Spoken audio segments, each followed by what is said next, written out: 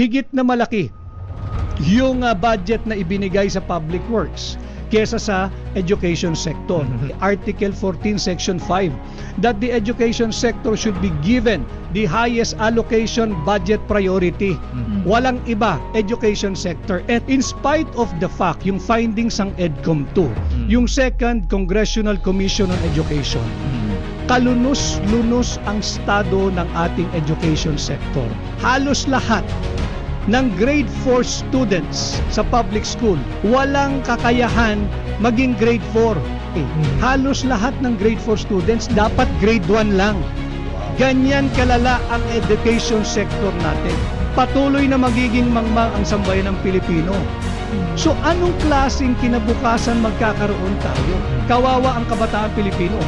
Hindi na binigyan ng prioridad yung education. That's why we call it unconstitutional. Binawasan pa ng 31 billion pesos.